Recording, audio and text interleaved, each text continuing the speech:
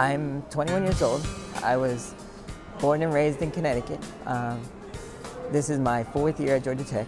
This summer I just completed a 12-week internship with IBM out of Southbury, Connecticut. And I was working with application support and supporting some of IBM's corporate applications that they monitor. I worked through a program called Entry Point, which is a co-op program for people with disabilities in the science and technology field.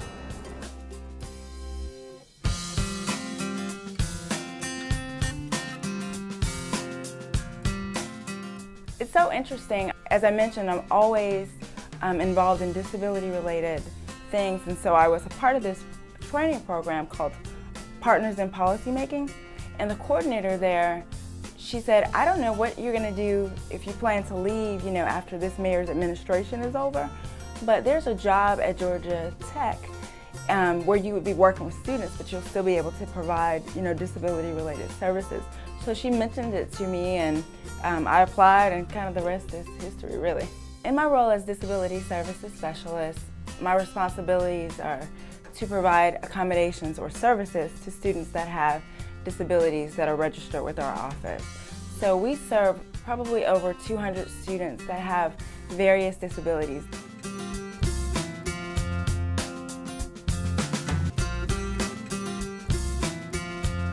I've been at Tech for 4 years now, and prior to coming into the Dean's office, I'm the Director of Success Programs. And it's an office whose main job is to really work with students in order to maximize their success at Tech.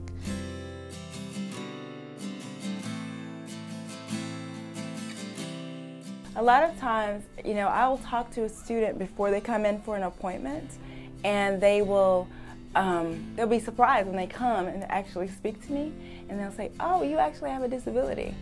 I'm like, yeah, I do. And they'll come in for the interview appointment, and then they'll be here dropping off notes, and I'll walk out of my office and they're like, hey, what happened? And it's just so funny to me that they just didn't occur to them that the person in the Disability Services office could in fact have a disability herself.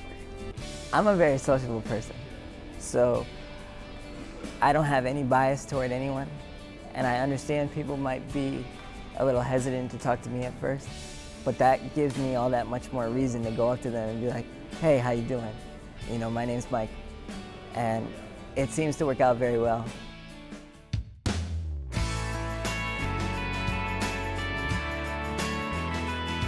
Tamika is part of the ADAP's office, which is the Disability Services office on our campus.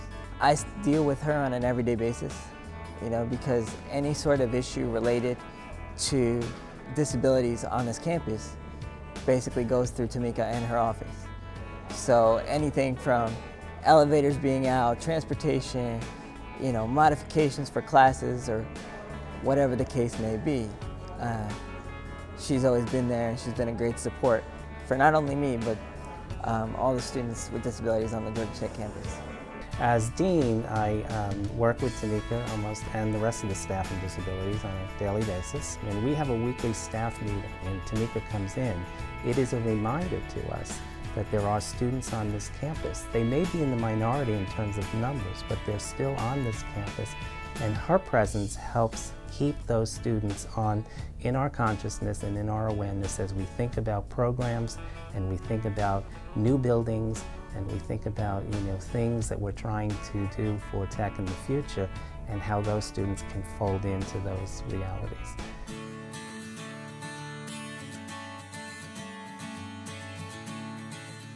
The statistics say something like 70% of people who have, disabilities and they have degrees and things like that are not working. That's a huge number. It's not that they're not qualified, but I think one of the biggest barriers is not our abilities as people with disabilities. It's attitudinal. It's the fact that people assume that because you have a disability, you will not be capable of doing certain things. It's just all kinds of misconceptions there.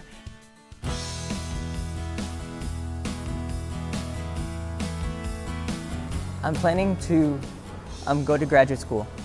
I'd like to get my PhD in digital media so that I can do research for assistive technology for people with disabilities, because I feel that what has allowed me to get to where I am today is assistive technology. This very wheelchair that I'm sitting in is assistive technology.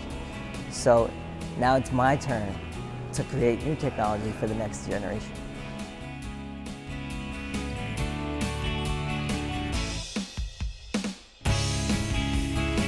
Don't give up, and don't use your disability as an excuse. Yes, you have a disability, yes, you have limitations, but so what? You know, that's no reason to hold your head down or be like, I can't do this. I never say I can't do something. I say, okay, how will I do this? Or how will I do that? And that just puts a different spin on the situation. And that's one of the things that I think employers like about me, is even if I don't have a project at work that I can't really do too well, how will I make this change so that I can learn it? You have to learn how to adapt and be positive.